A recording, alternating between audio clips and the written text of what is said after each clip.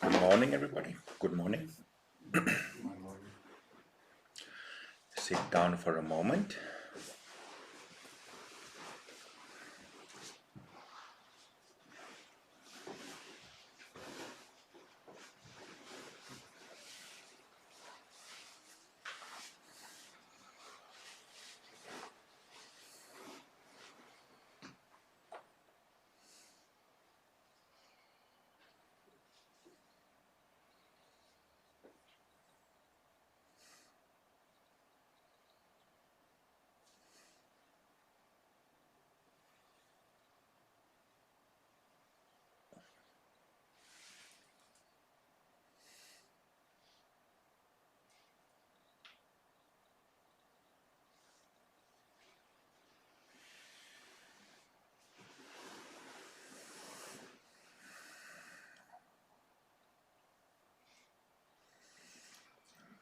Maybe it's good to begin where we left off last night.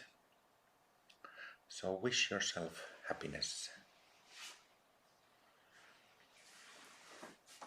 May I be happy.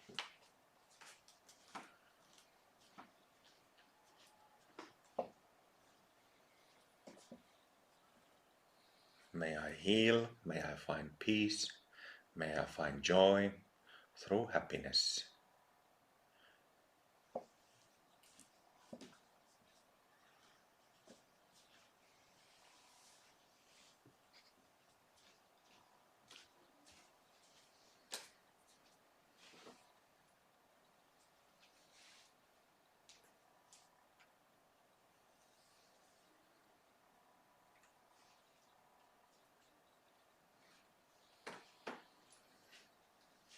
May I be happy.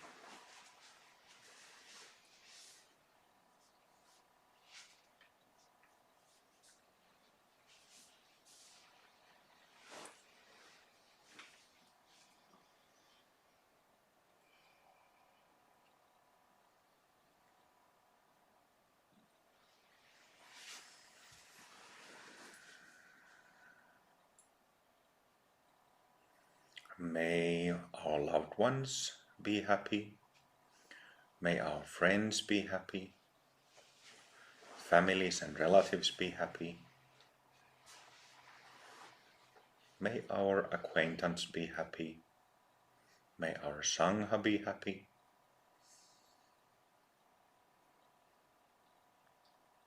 May all people and all beings be happy.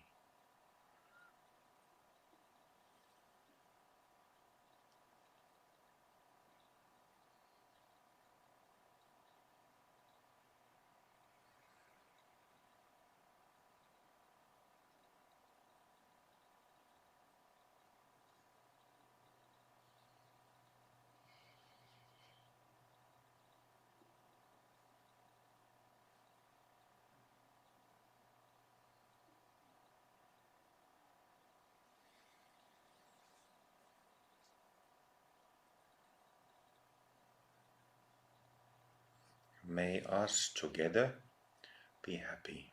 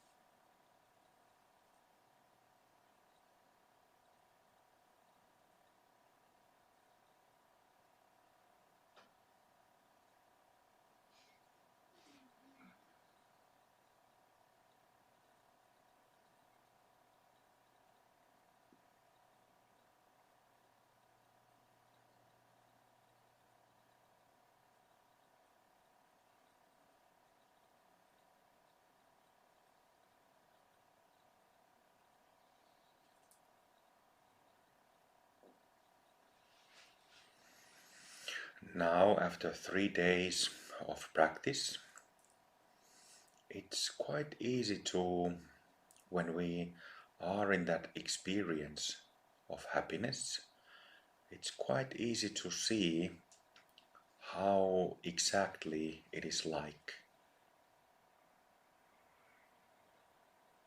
what this happiness is.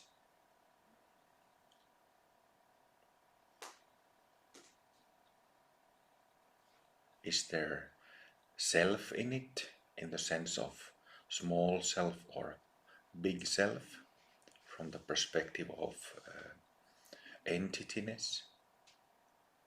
Is there self in it, me in it? Is it me who is the cause of happiness, the maker of happiness or owner of happiness?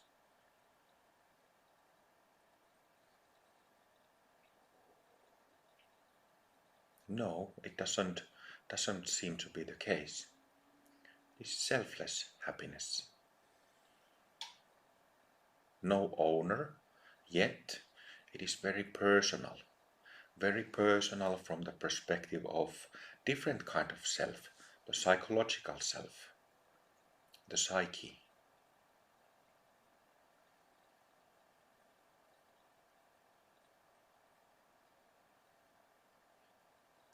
So how does it feel?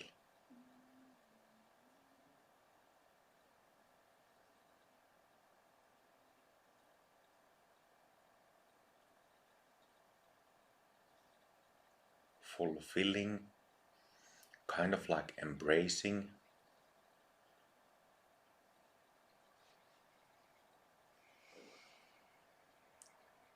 fills up the heart, fills up the whole body with very pleasant, light, warm, fresh, bubbly, joyful, playful feel.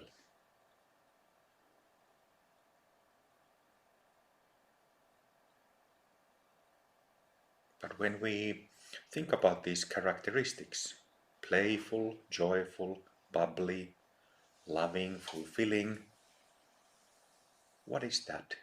These are just qualities, characteristics, but of what? What is it that has these characteristics?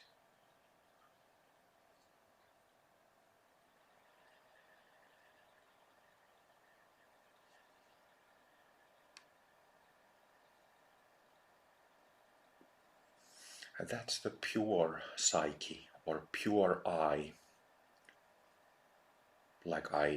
That's simply how I call it. Pure psyche, pure I. So this is not the dualistic I that separates me from others, but that maybe it's actually good to, I'm getting a bit sidetracked here, but maybe it's good to remind about this. Earlier this year I was pointing this out quite a bit. But if we think of a small child or a baby who has developed an ego, so-called ego like it's known in psychology, has developed this sense of I. But yet that baby, like every one of us, very early on hasn't had shocking experiences, traumatizing experiences, and definitely hasn't developed a self-delusion yet. But when we were very small, we had this pure sense, how to say, uncontaminated sense of ego, I-ness.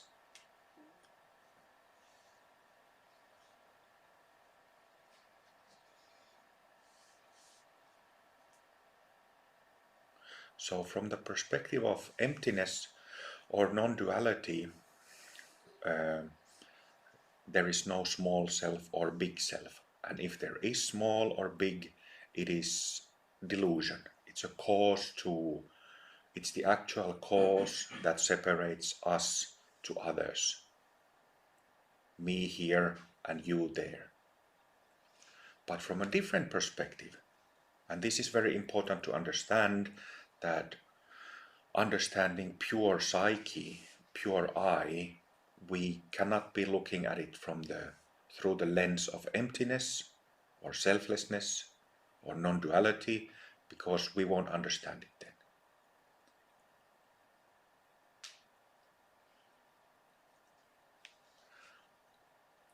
But if we think of ourselves very early on as very small children, up until traumatizing experiences, well, some of us might have had traumatizing experiences at birth, so literally on the first moments. So in that case, you simply have to go farther back.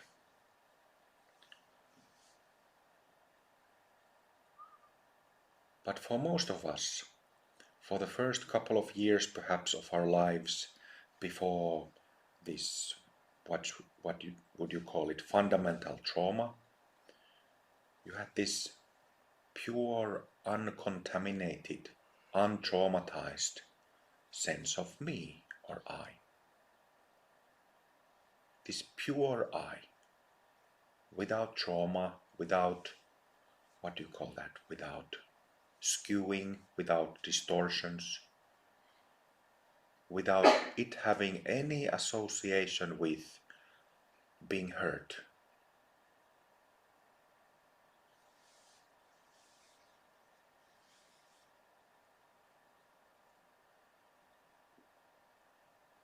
So this completely pure, undistorted, unhurt sense of me or I.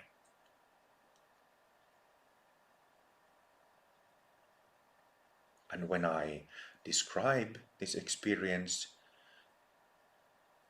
it helps us to remember. It helps you to remember. Oh, right. I get it now.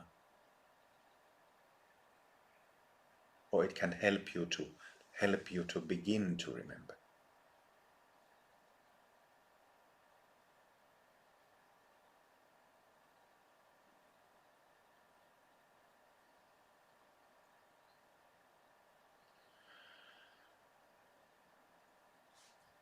And it is that I, pure psyche, pure ego,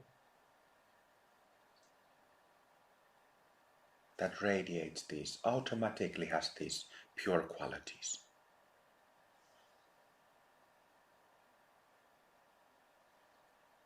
Automatically has pure qualities, enlightened qualities.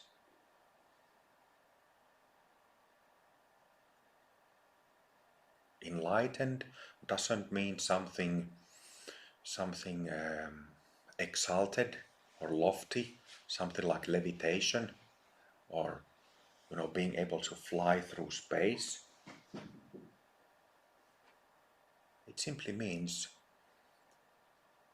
pure, uncontaminated by psychological or negative or selfish distortions, being completely, how to say,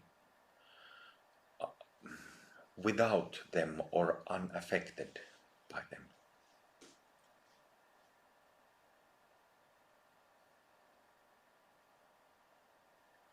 And this is the way how I see.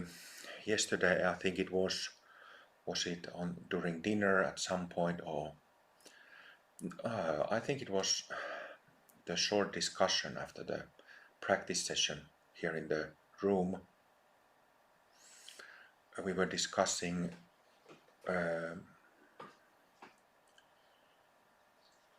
Buddha's teachings of selflessness, emptiness, and then so-called Buddha nature. So Buddha nature teachings that come after emptiness, after selflessness. And this is the way how I see it.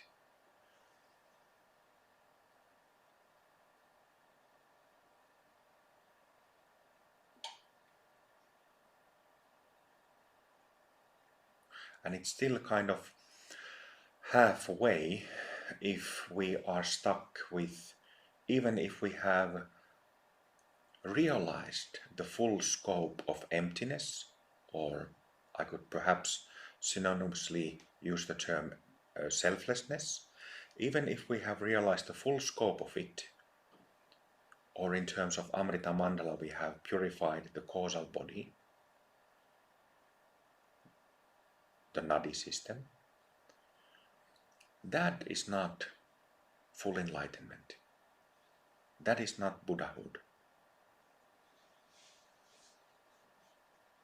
So when we are freed from small self, me, I in that sense, in gross, subtle and very subtle form, then it is no longer an issue in any shape or form. Even if you speak of the I or me or self, it is no longer an issue, because that self-charge, sense of self has been released, has unfolded. But then the concept of I or self takes another meaning. It becomes or can become an embodied experience. Embodied experience meaning, well, you know, with traumatization and with habitual selfishness like pride and arrogance, these things distorts our astral bodies, our meridian systems. But through practices such as the one that we're doing, we can understand that, our sense of self, that personal ego that we might have since we were very small, after that first traumatizing experiences, we can realize that, that was actually never the problem from the perspective of selflessness or emptiness. It's just that this sense of self or ego was hurt, injured, but that we can actually see it, view it from the pure perspective, which is very fulfilling, absolutely fulfilling. Feels fantastic to experience the self or me unhurt.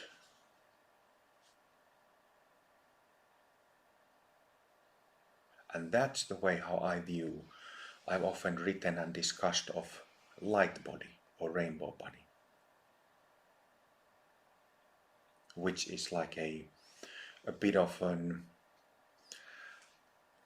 when we speak of body of light, it means that our subtle bodies, because they are no longer knots and attachments and selfishness and self-based delusions, it simply radiates naturally. It goes back to its original healed, pristine condition, and it just naturally radiates pure energy. And it remains pure because there are no causes of distortion.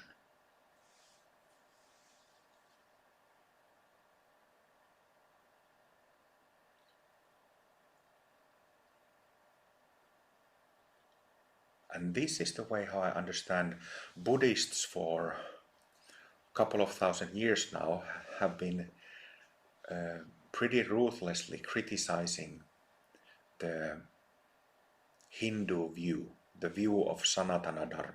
Hinduism is traditionally called Sanatana Dharma, which means like eternal teaching, eternal reality. But the way how I see it is that most Buddhists, them being stuck with selflessness and emptiness, didn't even realize what this true self of Hindu Mahasiddhas, what they were pointing to.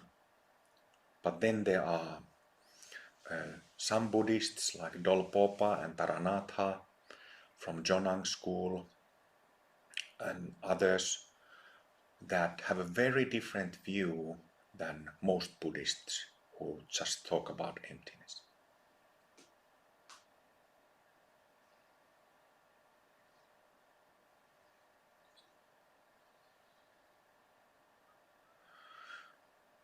But happiness,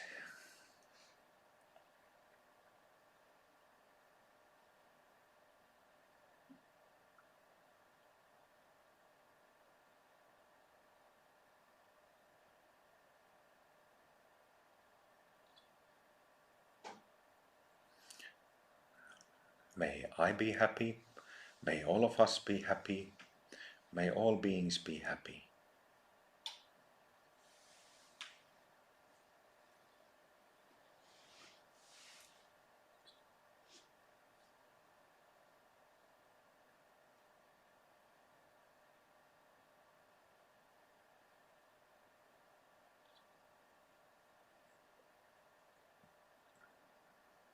And it is the original selfless self that radiates this happiness and other qualities such as kindness, love, compassion, also has the,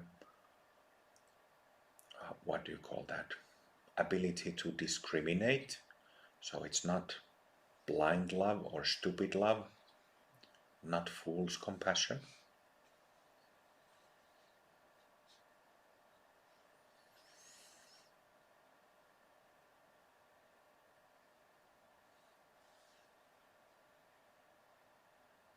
Maybe I will just add also that when I briefly mentioned or referred to the time, you know, a lot of us have childhood traumas from early childhood, and then it builds up through life, through shocking, hurtful experiences, and then we are here trying to sort it out and heal it as adults.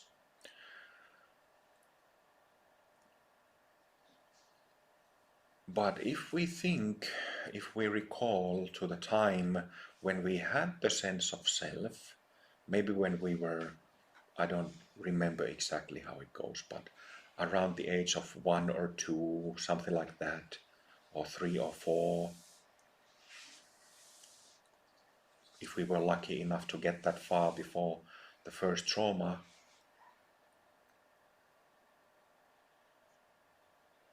but if we did, we can recall that experience, what it felt to have a healthy sense of self, healthy sense of me or I.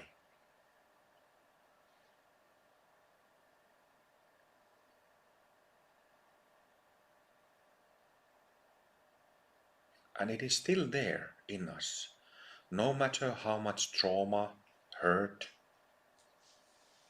and trauma associations might be built on it, how much stuff has been accumulated to the astral body, but we can still recall that pure I, traumaless I, unselfish, arrogance-less, prideless I. So invite it, call it back, call it to become an embodied experience. How to call it?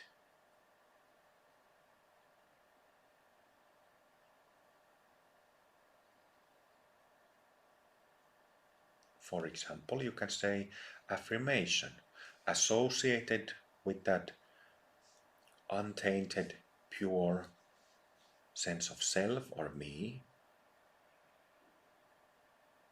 I, I, I. Me,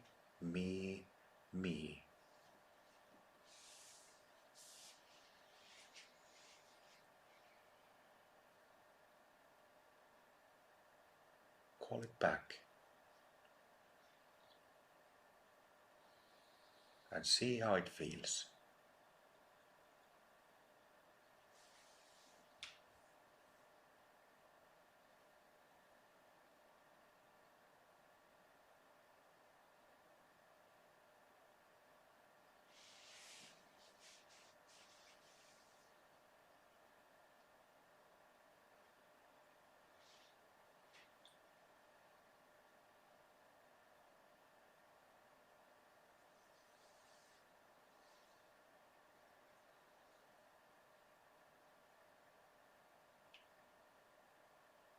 And when it comes back, when you recall it, remember it, incredibly fulfilling recognition.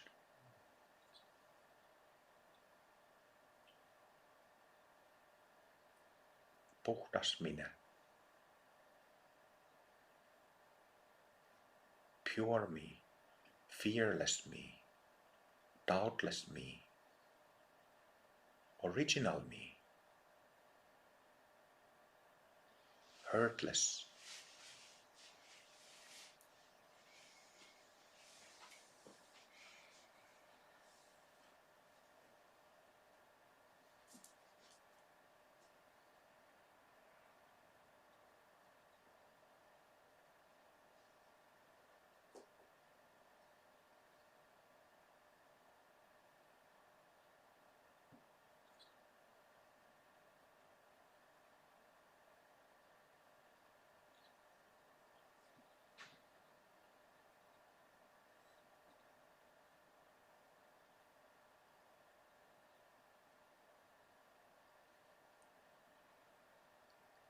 Pure psyche feels absolutely fantastic.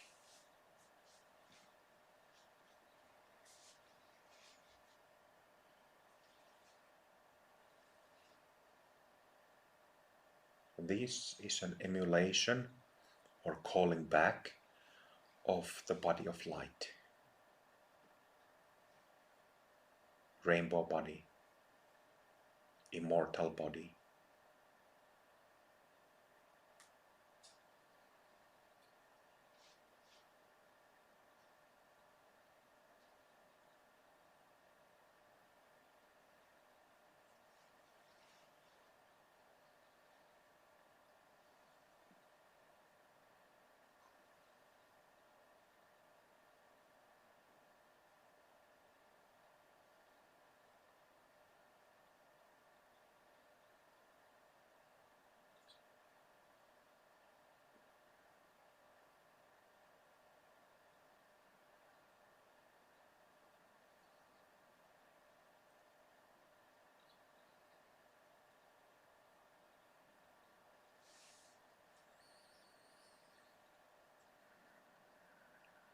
And if and when you're able to recall it, the whole, like the wholeness, the unhurt, healthy sense of self, healthy ego, pure psyche, extremely fulfilling. And then if you look how it feels like and what the qualities of it are that makes it feel so good, well, look into its qualities. Spiritual teachings in any tradition speak of sense of openness and these qualities of kindness and love and compassion and absence of fear, absence of anxiety, joyfulness, playfulness, even creativity, happiness. It's all these qualities are untainted there in this pure psyche, pure me.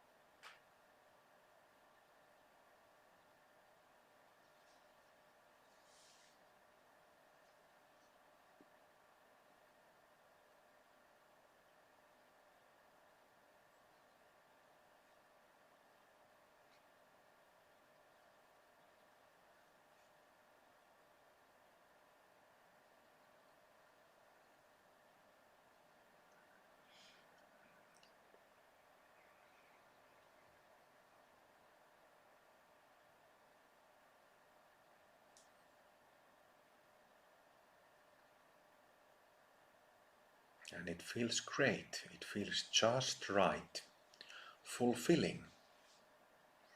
And it feels fulfilling only as long as we haven't completely returned to this pure psyche. But that's perfectly fine. But then if we tie this back to how Amrita Mandala is as a method, we have two different paths. We kind of have the Buddhist path with Buddhist Mahasiddha gurus, and then the Hindu path, the path of healing and light, with Hindu Mahasiddhas such as Babaji and Mataji.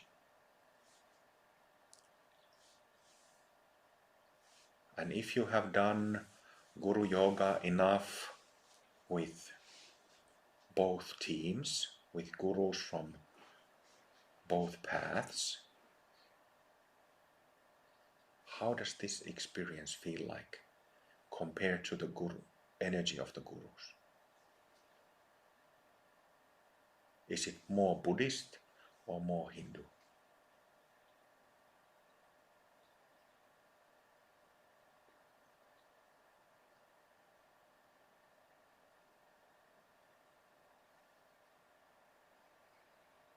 It's definitely more Hindu. And having said that, there are Buddhist masters, starting from Shakyamuni Buddha himself, who feel quite like this. But the reason why most Buddhists don't feel like this is because they are kind of stuck with the view of emptiness. So they haven't come back, haven't advanced to the third turning of the wheel of Dharma that Shakyamuni Buddha taught, to bring it back to this sense of self, so that you're not stuck with emptiness and selflessness forever.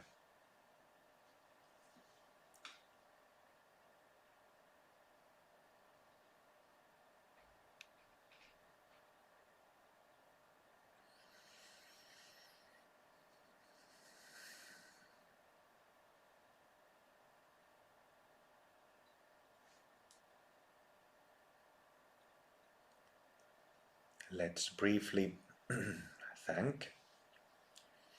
It would be lovely to just sit here, but we have exercises to do, we have places to be, so to speak.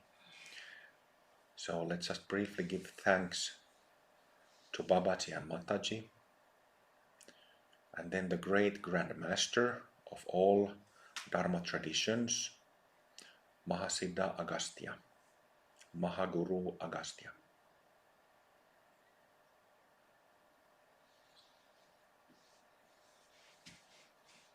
Also Agastya's companion, Mahasiddha on her own right, Lopamudra. Thank you, Mother.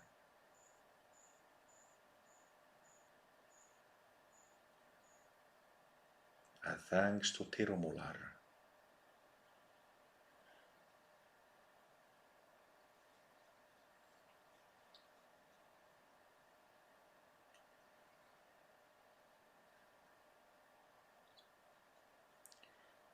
And of course, also thanks to Guru Padmasambhava and Lady Eshe Tsogyal, and going back their lineage to all the way back to Garab Dorje,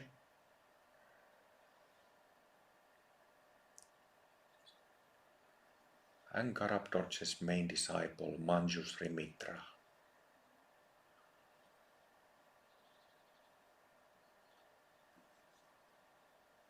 Simply briefly giving thanks.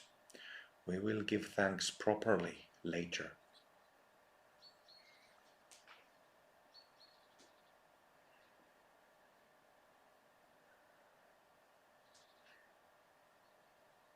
So thanks to our masters, who are really universal Mahasiddhas, so-called Vishva Gurus, gurus of the whole world, or world systems.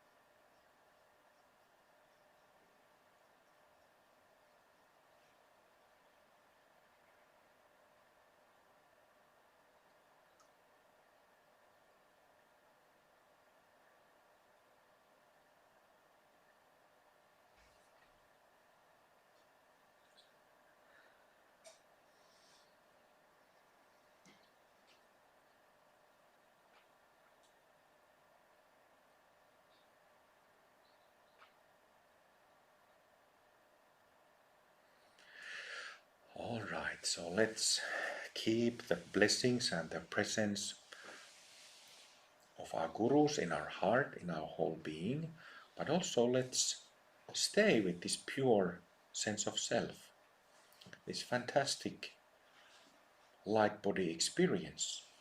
And from there, do a few stretches.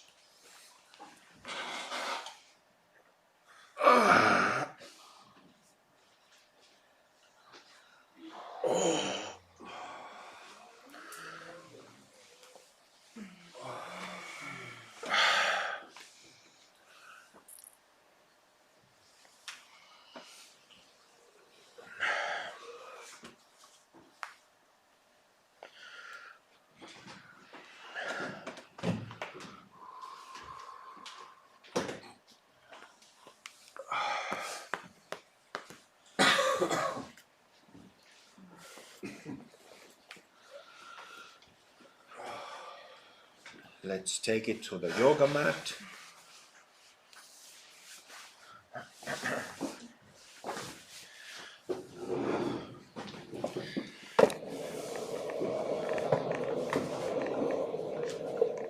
Onko tuo vähän liian sun edessä toi?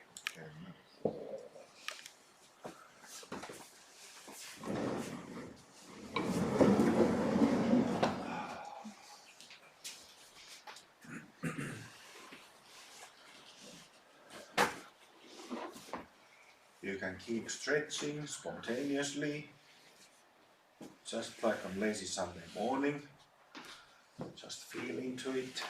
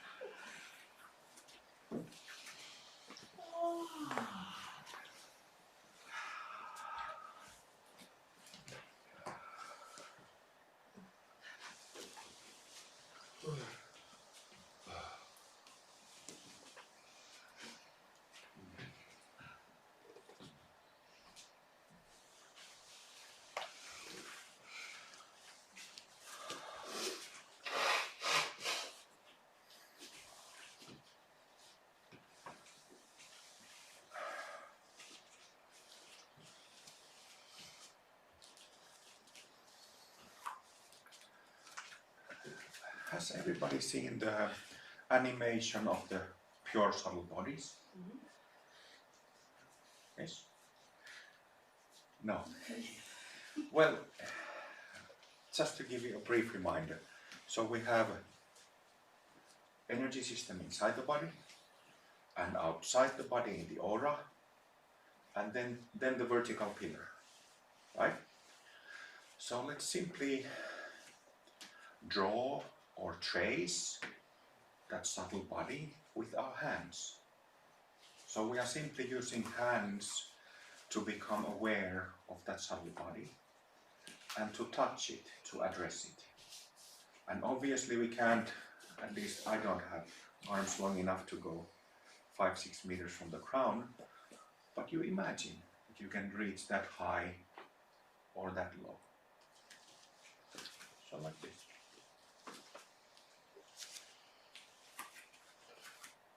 So you're welcome to, just like when we do scanning of the insides of the body or aura, you scan with your hands.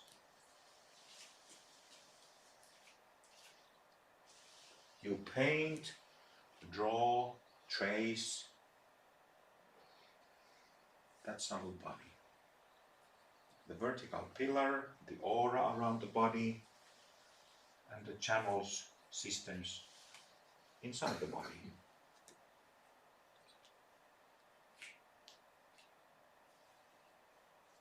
Simply trace it, up and down, up and down.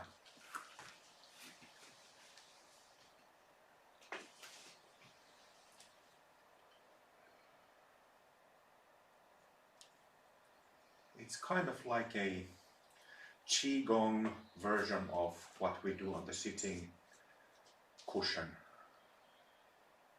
in the beginning of our practice.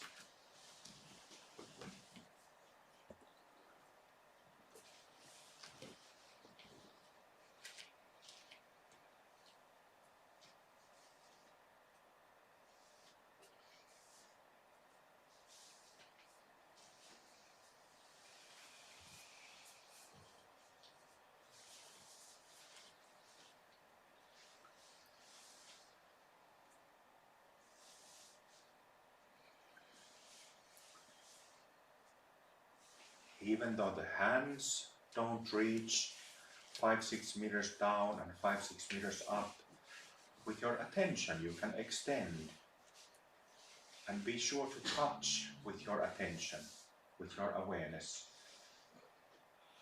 to the far end of the pillar, far ends of the pillar.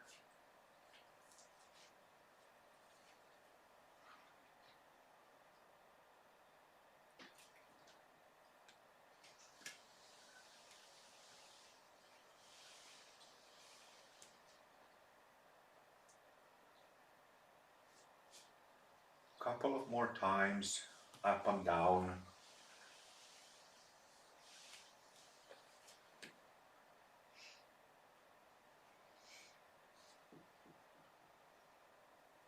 So tracing the whole subtle body.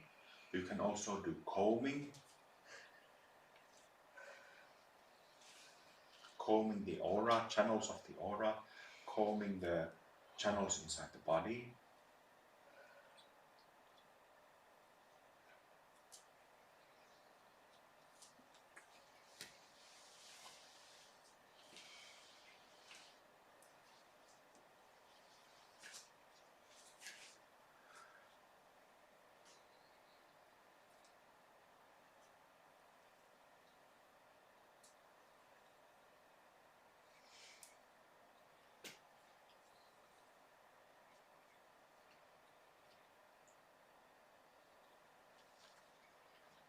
And then come once up.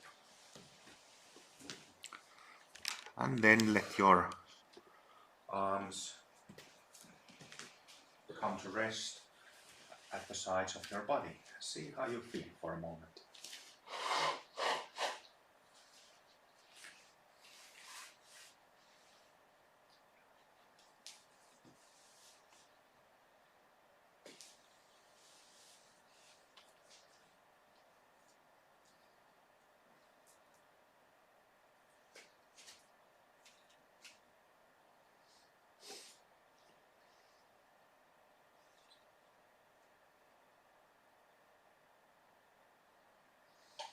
Then let's do a few rounds of deep breathing with this arm movement. Inhaling and exhaling.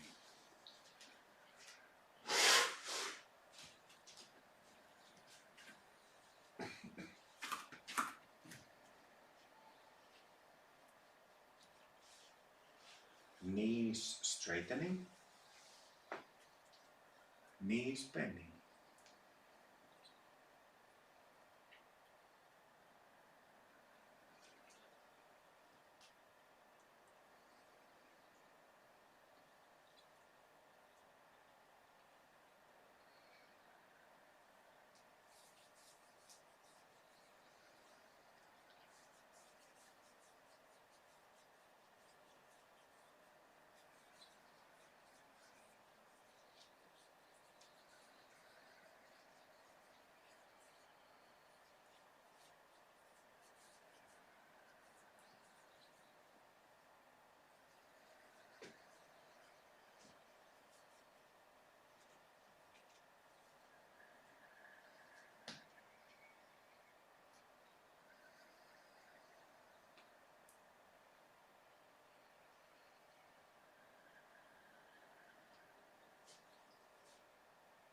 Few more.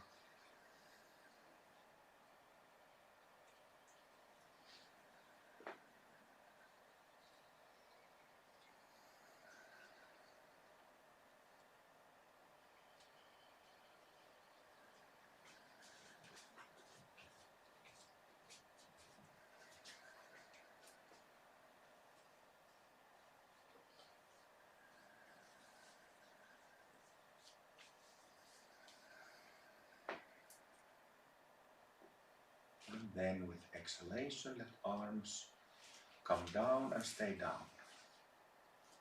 Feel for a moment.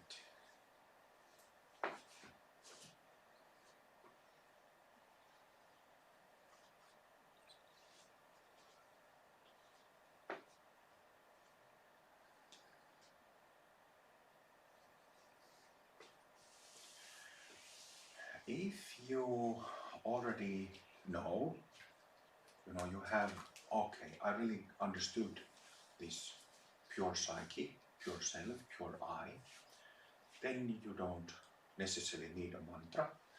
But let's do watch your bodies.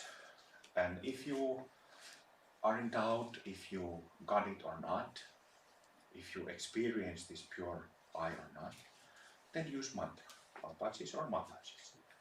So let's do watch your bodies a little bit as a warm-up.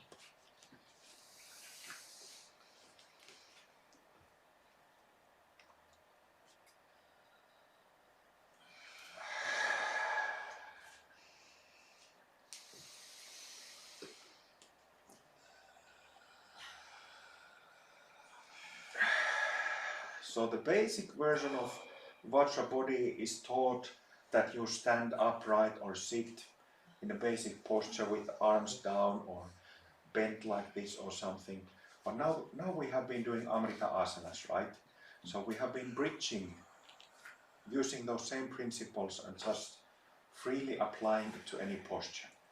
So feel free to do Vajra body like this or in whatever posture you feel like doing. Yeah?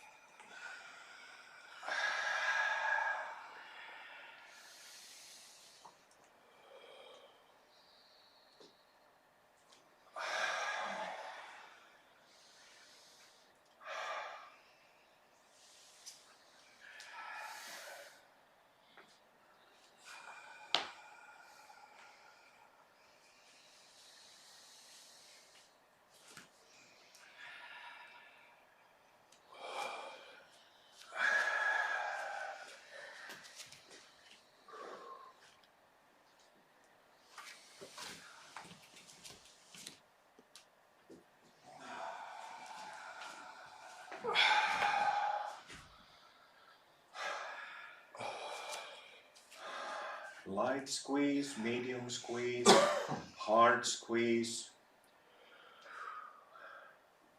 depending how you feel like.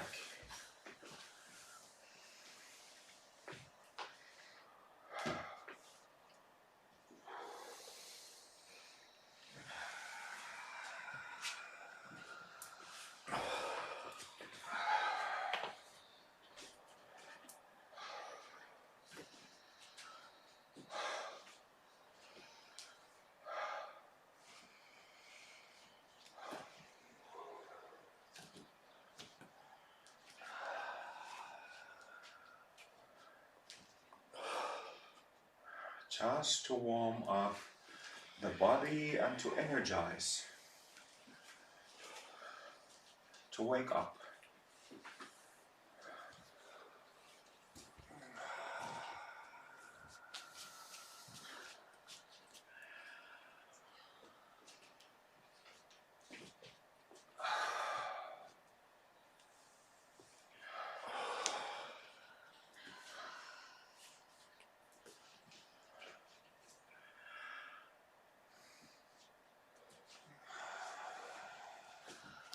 Good.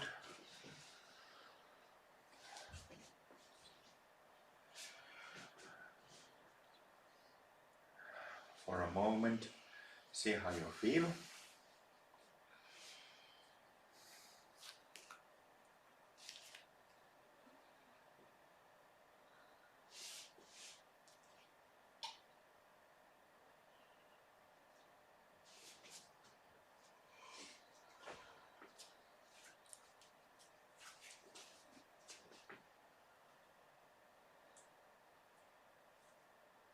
And then let's move to step.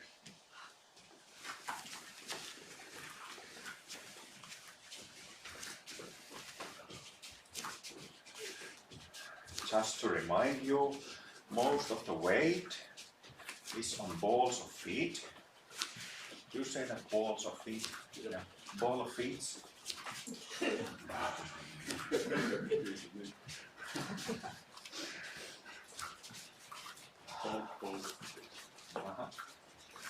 Or you have to put the extra there.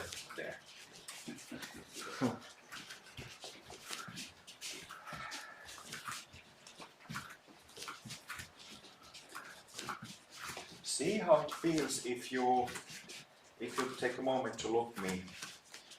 If you do this, that you bring the toes up, how that feels very different than if you keep the toes down.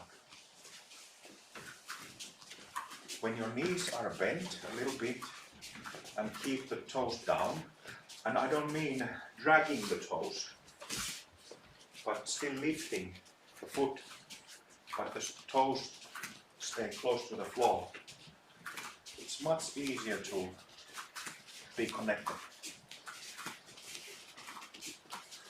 What you can also pay attention to is that, like I said the other day, when you step back, you are in this position. So you don't bring the front back next to the other foot, and when you step forward, you are actually in this position, not in this position. So the other foot constantly remains ahead, the other foot behind.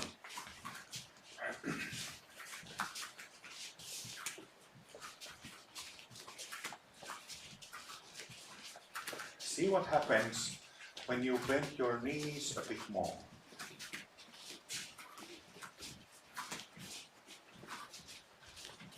Some of you are kind of quite straight knees, just going back and forth like this.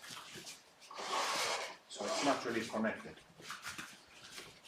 But when you bend knees more, you start feeling like you're like a ball rolling back and forth, elastic ball.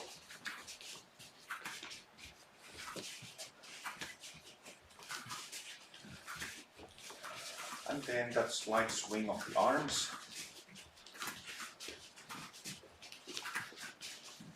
Or you can lift the arms to the chest level if you feel that you have the rhythm.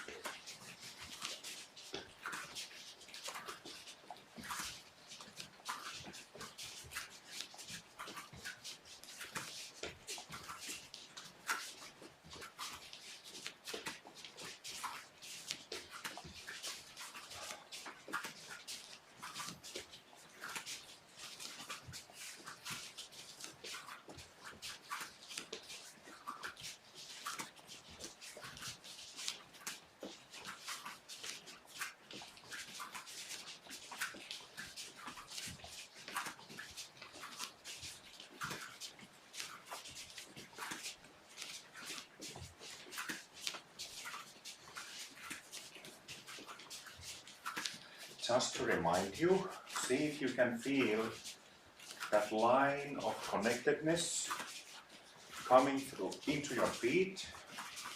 So that line of connectedness, it starts with the earth and gravity. And you're relaxed against gravity. So it's not like you're in poor balance, wobbly, but you're actually very connected. The moment your foot lands, the whole body is connected because of this upright alignment.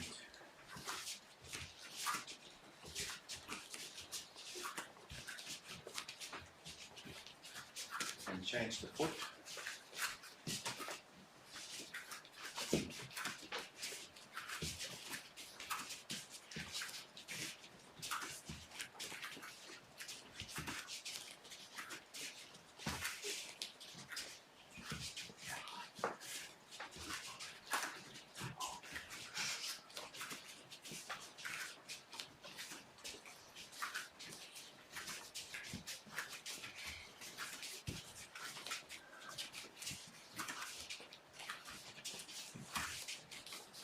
upright alignment from the center of the earth to the soles of the feet, from the balls of the feet, ball of feet, and then to the ankle, knee, hip, spine, all the way through to the head and through the crown to sky. And also coming up from the feet through the body to the shoulders and down the arms, out the hands and fingers.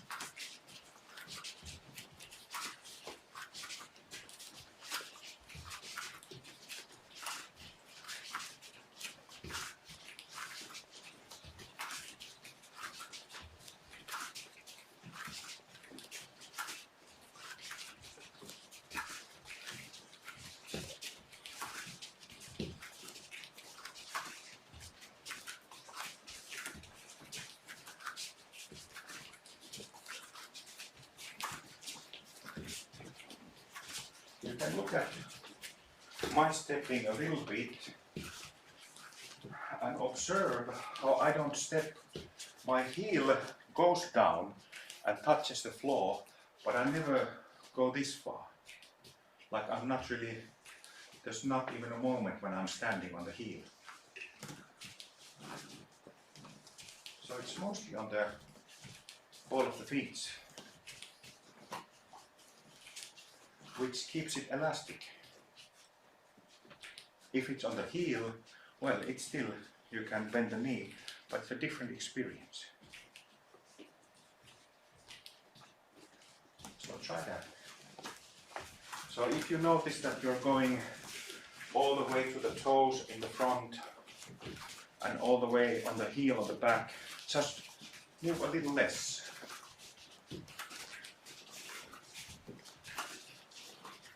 This is not the kind of exercise where you just try to move the body as much as possible to get a workout, which is the case with, Western sports education. Here, it matters how the body is aligned. It matters a lot because it directly affects how you can join your mind state, your awareness with it. But Western sports has little understanding about this.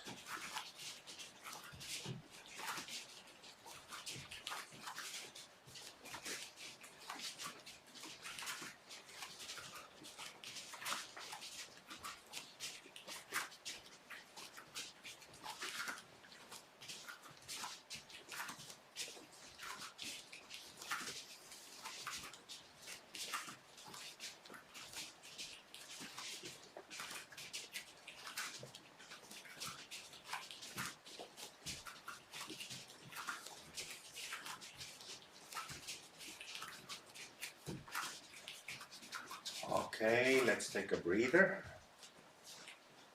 Sit down.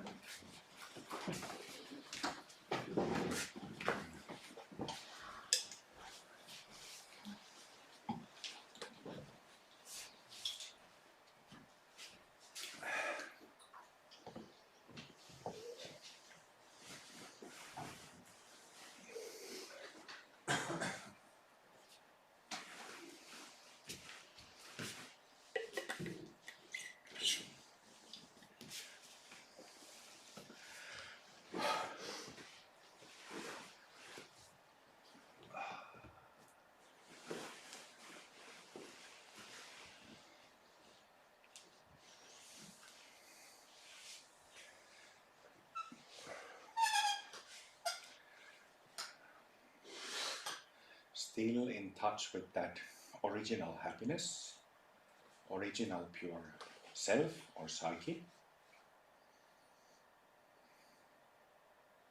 Or if that feels you're not getting it, at least not yet, you're welcome to think of Babaji, Mataji,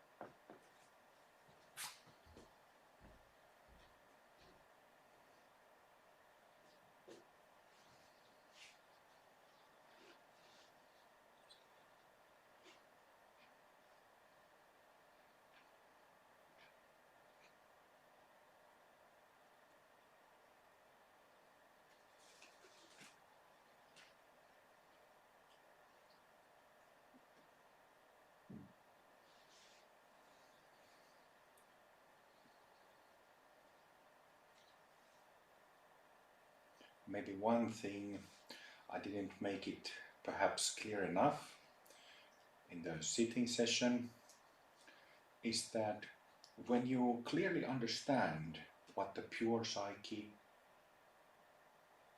means, what it refers to, and perhaps if you have some, even if distant, memory from your early childhood before shocking traumas, you can recall it back.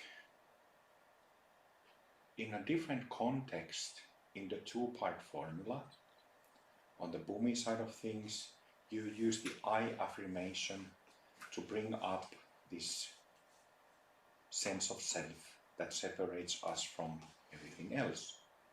But here you can use the same affirmation, but the context is different.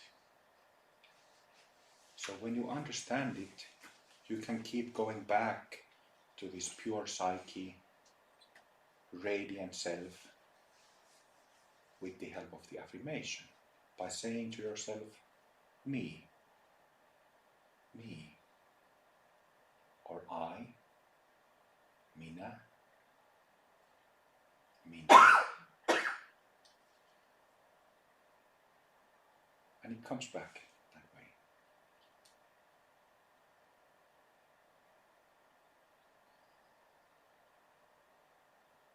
I understand that a number of you are on your first retreat, but I have to confess that in this session I kind of personally struggle because, on one hand we are doing a morning exercise, and on the other hand we came to this pure self and happiness.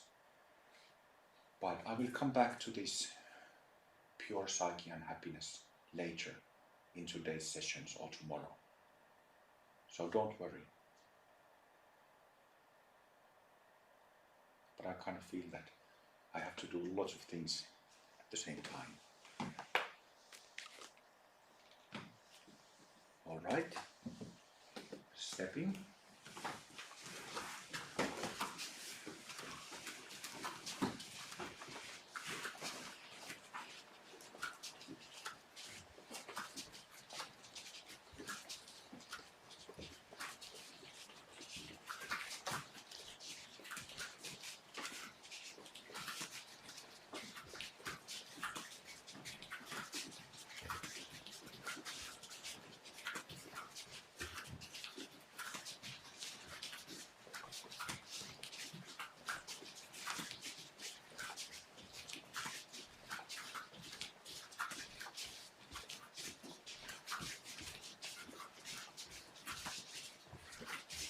On the other hand, if you've been around and you understand the way how we practice in Amrita Mandala, it should be no problem at all to be doing stepping practice and clearly be in the experience of pure self.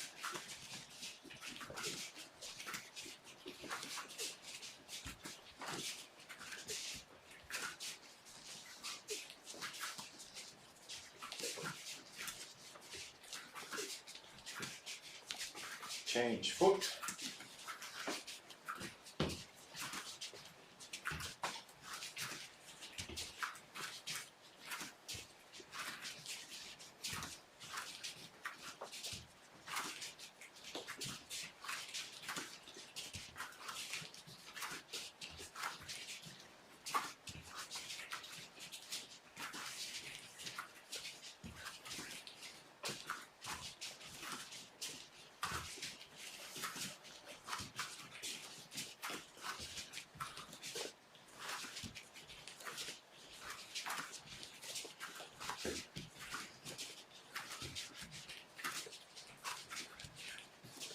Feeling the body from inside.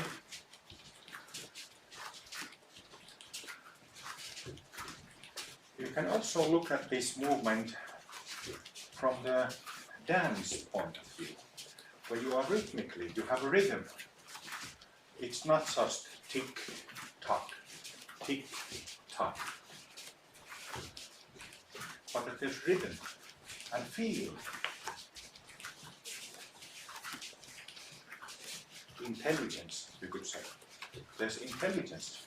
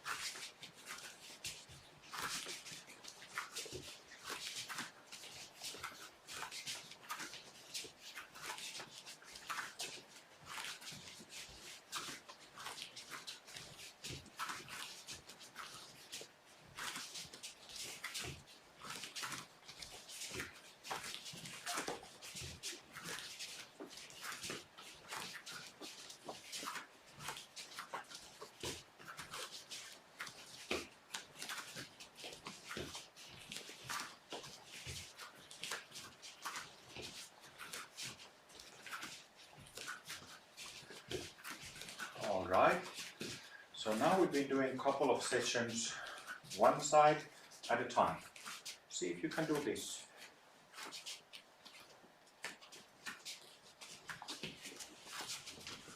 So shifting weight, shifting foot when stepping forward. Now you are stepping one foot next to the other and coming back to the other foot.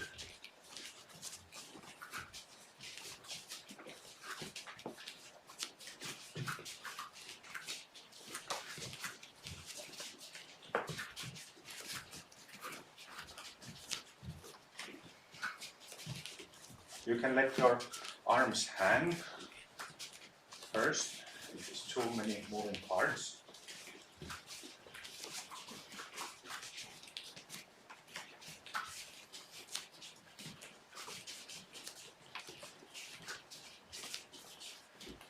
It is of course also possible to shift weight when stepping back.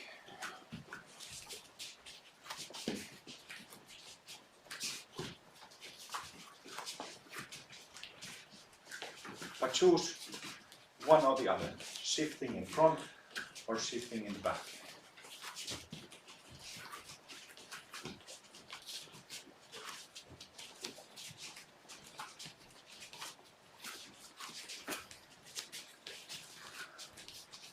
So think of Babaji, say the mantra, think of pure self, change, move back and forth, change feet. Do the visualization of the whole subtle body.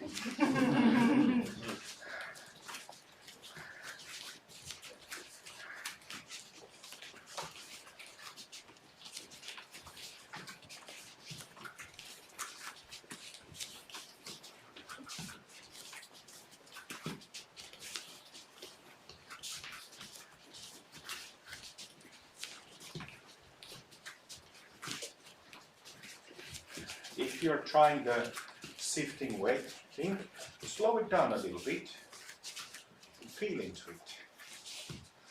The idea is that when you shift weight, this doesn't happen.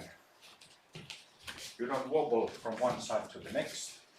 So you as seamlessly as possible shift weight.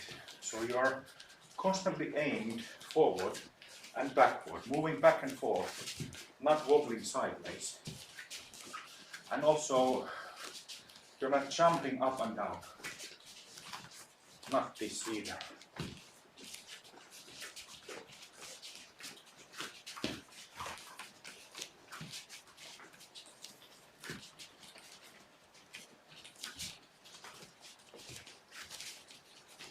Smooth.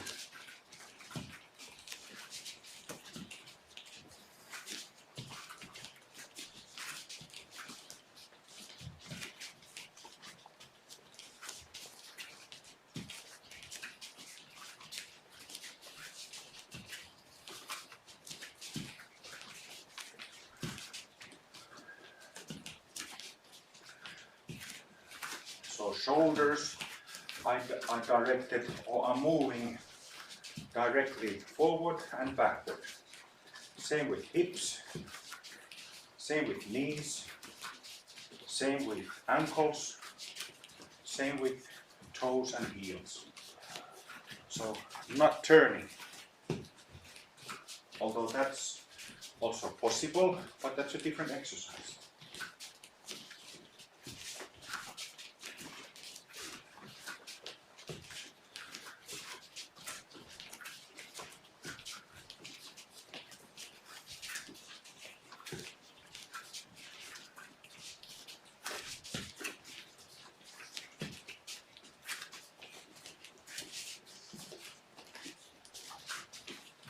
Okay, sit down.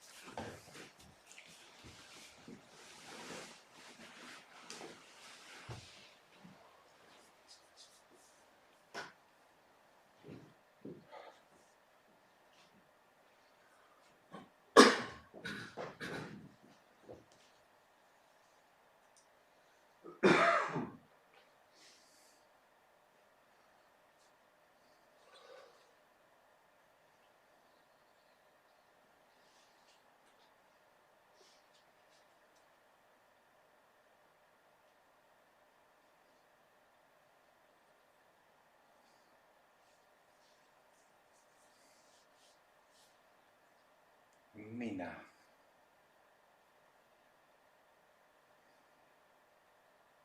Me.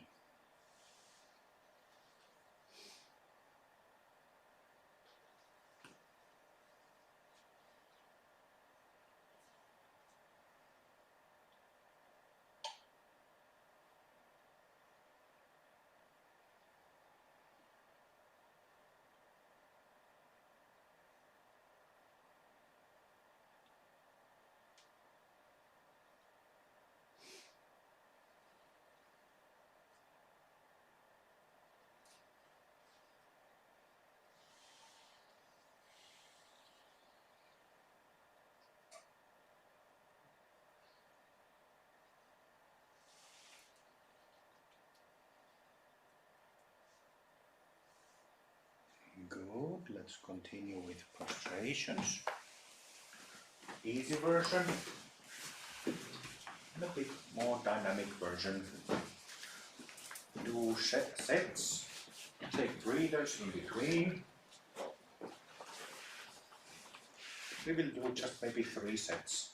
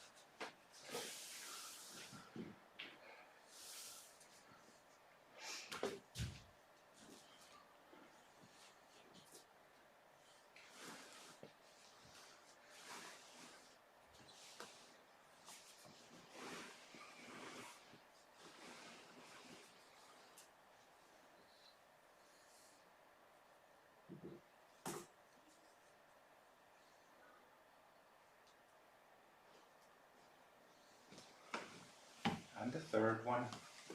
When you're ready,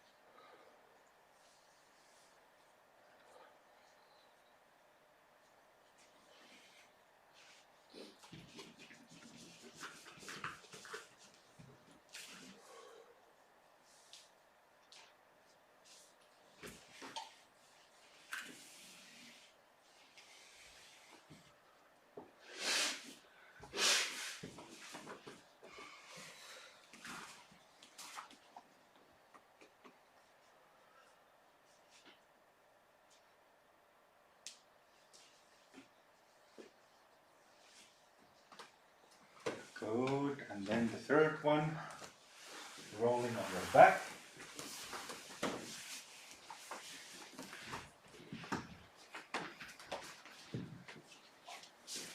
Two, 3 sets.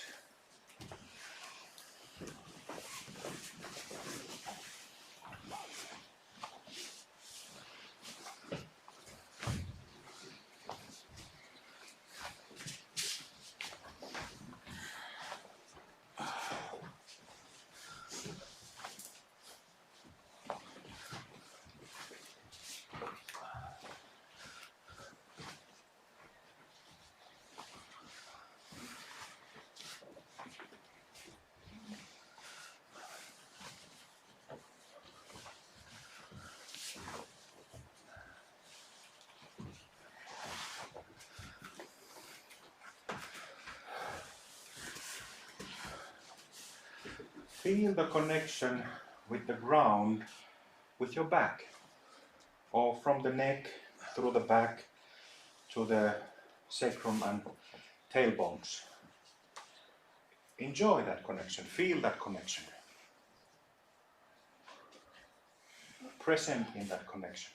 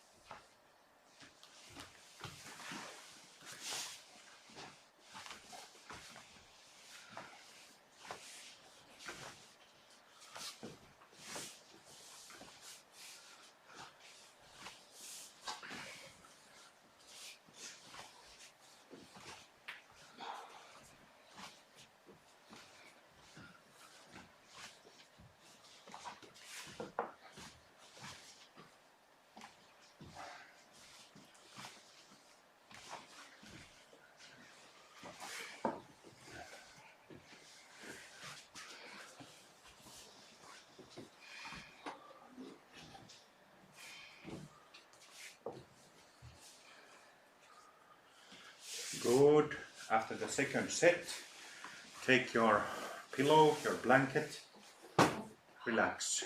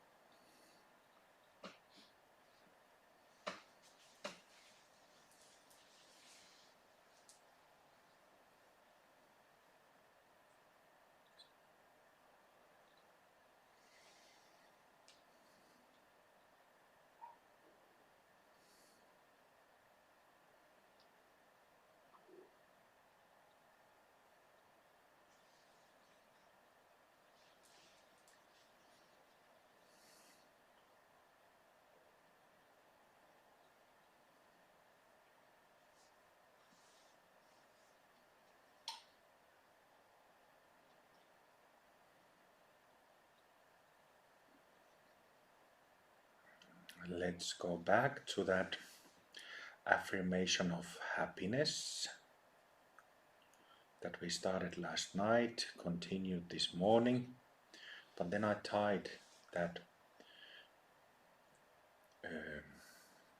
quality of happiness back to its foundation, which is the pure psyche, the pure self. But let's go back to looking, feeling that happiness.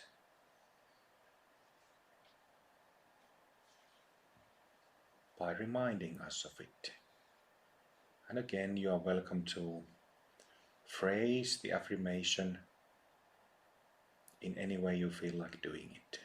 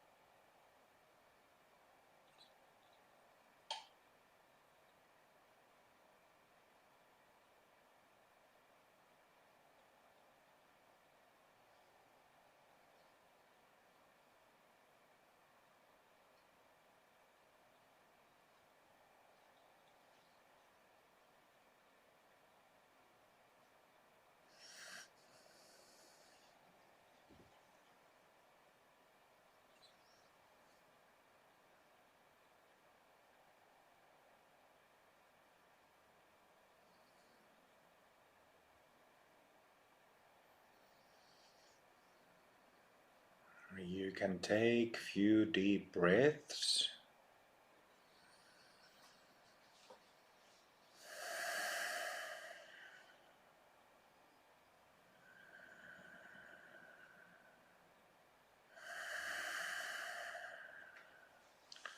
And then a few spontaneous stretches with it.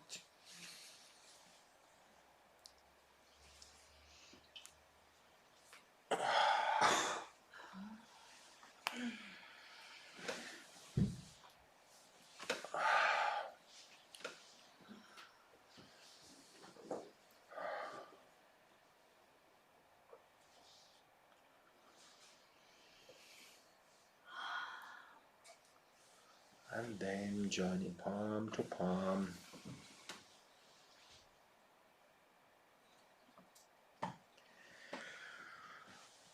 All right. So this session was a bit of a mixed of all kinds of things. And again, I completely ruined the daily schedule. But what we will do is that rainbow body yoga after the breakfast. So we'll sort it out somehow. Maybe practice asanas later today then, somehow. But hope it was understandable and clear what we covered. Let's have breakfast. Thank you.